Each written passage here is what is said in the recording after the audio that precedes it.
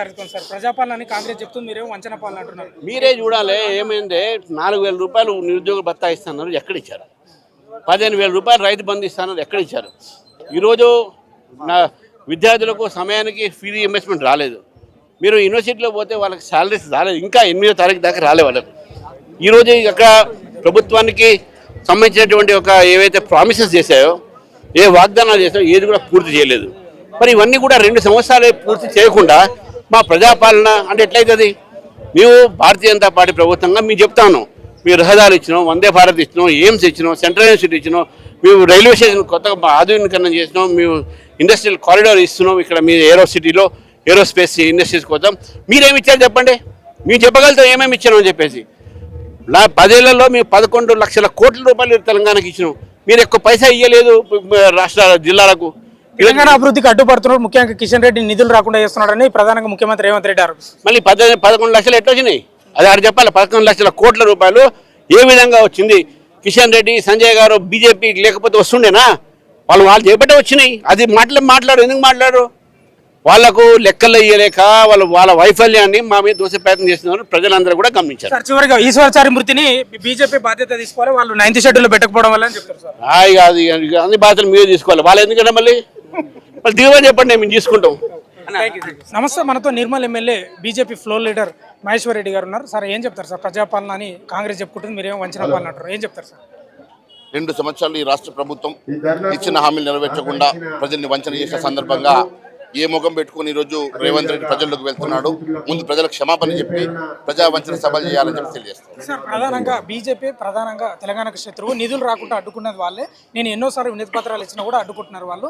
రేవంత్ రెడ్డికి మంచి పేరు వస్తుందని అనేది వాళ్ళు చెప్తారు సార్. అనేక మార్లు అసెంబ్లీ సాక్షిగా చెప్పిన లక్షల కోట్ల రూపాయలు కేంద్ర ప్రభుత్వం ఈ రాష్ట్రానికి ఇచ్చిన తర్వాత కూడా అనేక సార్లు చర్చ చేసిన తర్వాత కూడా కేవలం పట్టగా మీద వేయడం రేవంత్ రెడ్డికి అలవాటు. దాని మీద చర్చకు సిద్ధమని ఏం చెప్తారు? అదే నడుస్తుంది తెలంగాణలో మీరు ప్రధానంగా చూడండి. హిల్ట్ మీద నేను పవర్ పాయింట్ ప్రెజెంటేషన్ ఇచ్చాను, దాని అభివృద్ధి మీద చాలా సార్లు మాట్లాడాను, ఈ రోజు కూడా చెప్పాను. దాని మీద రుజువులతో సహా నేను నిరూపించడానికి సిద్ధంగా ఉన్నాను, సన్యాసం చేస్తానని చెప్పి ఒక మంత్రి కూడా స్పందించి మరి నేను అన్నట్టు చాలా చేస్తే కూడా రాలేదంటే ఖచ్చితంగా తప్పు.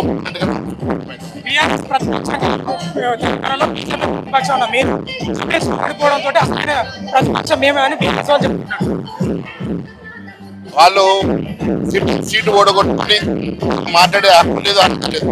సార్ ఏం చెప్తారు సార్ 2 ఏళ్ల పాలన గురించి? కాంగ్రెస్ పార్టీ ఎన్నికల ముందు ఇచ్చినటువంటి హామీలు గ్యారెంటీలు అమలు చేయకుండా నిస్సహాయ స్థితిలో ఉన్నటువంటి ముఖ్యమంత్రి రేవంత్ రెడ్డి గారు ప్రజల దృష్టి మళ్లించడానికి అనేక రకాలుగా ఫ్యూచర్ సిటీ అంటున్నాడు, రైజింగ్ తెలంగాణ అంటున్నాడు. ఇదే రేవంత్ రెడ్డి గారు ముఖ్యమంత్రి హోదాలో నేను ఢిల్లీకి వెళ్తే చెప్పులు ఎత్తుకుపోయేవాడిగా చూస్తున్నాడు, ₹1 సాయం చేయట్లేదని చెప్తున్నారు. మీరు ఇవాళ గ్లోబల్ సమ్మిట్ పేరు మీద ఎవరు మోసం చేస్తున్నారు? ఇది రైజింగ్ తెలంగాణ కాదు, సింకింగ్ తెలంగాణ. రైజింగ్ తెలంగాణ కరప్షన్లో రైజింగ్, ఇవాళ గన్ కల్చర్లో రైజింగ్, అదే రకంగా ఇవాళ అన్ని రంగాల్లో విఫలమైనటువంటి ఈ ప్రభుత్వం ల్యాండ్ స్కామ్లో కూడా ఇది రైజింగ్. ఇవాళ ఆ రకంగా ప్రజలను వంచి ఇవాళ అప్పులు చేయడంలో కూడా తెలంగాణ రైజింగ్గా మారింది. కాబట్టి ప్రజల తరఫు నుంచి ప్రశ్నించడానికి మీరు వంచిన రోజు కాబట్టి ఇవాళ ప్రజాపాలన కాదు, తెలంగాణ ప్రజల వంచన రోజు అని చెప్పి భారతీయ జనతా పార్టీ ప్రశ్నించడానికి ప్రజలను సమాయత్తం చేస్తున్నాం. మీరు ఇచ్చిన మాట నిలబెట్టుకోకపోతే తప్పకుండా మూల్యం చెల్లించుకునే రోజులు వస్తాయని హెచ్చరిస్తాం. సార్ ఒక్క ప్రశ్న సార్, ప్రధానంగా తెలంగాణకు బీజేపీ శత్రువు కిషన్ రెడ్డి, లక్ష్మణ్ లాంటి వాళ్ళు నిధులు రాకుండా అడ్డుకుంటున్నారని ముఖ్యమంత్రి రేవంత్ రెడ్డి స్వయంగా ఆరోపిస్తున్నారు. రేవంత్ రెడ్డి గారికి భయం ఏంటంటే నరేంద్ర మోడీ ప్రభుత్వం ఈ పాటికే 13 లక్షల కోట్ల రూపాయలు ఇచ్చింది.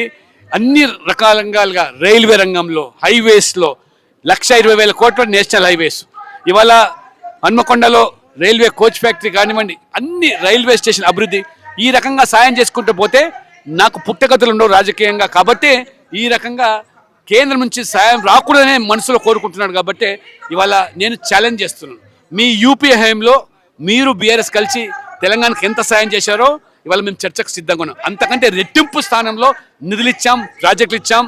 కాంగ్రెస్ ప్రాతినిధ్యం వహించినటువంటి ఇందిరాగాంధీ ప్రాతినిధ్యం వహించిన మెదక్ రైల్వే స్టేషన్ మేము కట్టిస్తున్నాం. అదే రకంగా 42 రైల్వే స్టేషన్లు అధునాతంగా మారుస్తున్నాం.